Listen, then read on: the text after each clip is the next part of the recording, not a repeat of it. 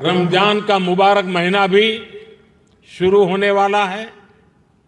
मैं आप सभी को और सभी देशवासियों को रमजान की भी मुबारकबाद देता हूं। आज मैं सुंदर नर्सरी आया हूं तो हिज हाइनेस प्रिंस करीम आगा खान को भी याद आना मुझे बहुत स्वाभाविक है।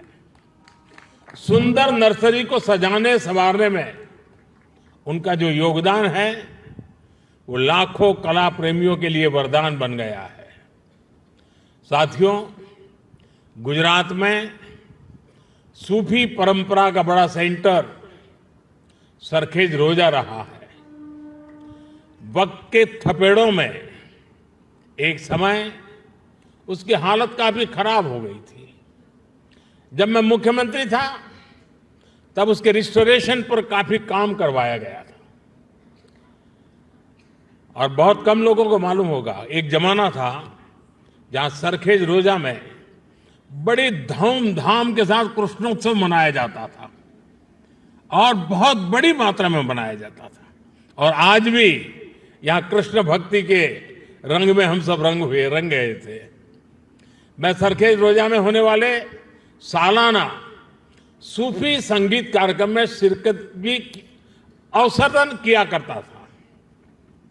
सूफी संगीत एक ऐसी साजी विरासत है जिसको हम सब मिलजुल कर जीते आए हैं। हम सब ऐसे ही बड़े हुए हैं। अभी यहां नजरे कृष्णा की जो प्रस्तुति हुई उसमें भी हमारी साजी विरासत की झलक दिखाई देती है। साथियों, जहान खुसरो के इस आयोजन में एक अलग खुशबू है। ये खुशबू हिंदुस्तान की मिट्टी की है।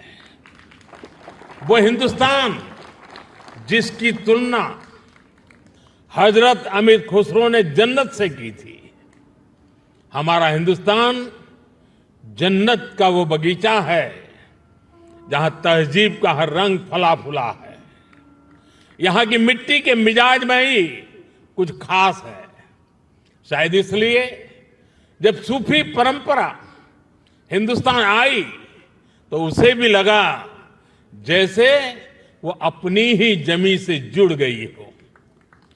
यहां बाबा फरीद की रूहानी बातों ने दिलों को सुकून दिया। हजरत निजामुद्दीन की महफिलों ने मोहब्बत के दिए जलाए। हजरत अमीर खुसरो की बोलियों ने नए मोती पिरोए। और जो नतीजा निकला वो हजरत खुसरो के इन मशहूर पंक्तियों में व्यक्त हुआ। बन के पंछी भय बावरे, बन के पंछी भय बावरे, ऐसी बिन बजाई सांवरे, तार तार की तान निराली, जुम रही सब वन की डारी। भारत में सूफी परंपरा ने अपनी एक अलग पहचान बनाई। सूफी संतों ने खुद को महज मस्जिदों या खानकाहों तक सीमित नहीं रखा। उन्होंने पवित्र कुरान के हर्फ पढ़े तो वेदों के स्वर भी सुने। उन्होंने अजान की सदा में भक्ति के गीतों की मिठास को जोड़ी।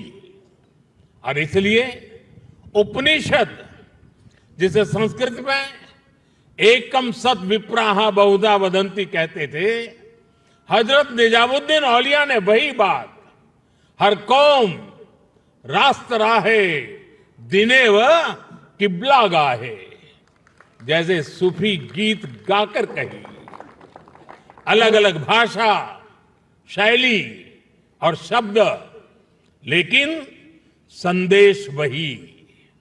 मुझे खुशी है कि आज जहान खुसरो उसी परंपरा की एक आधुनिक पहचान बन गया है।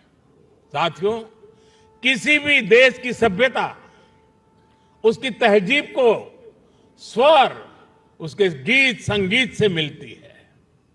उसकी अभिव्यक्ति कला से होती है।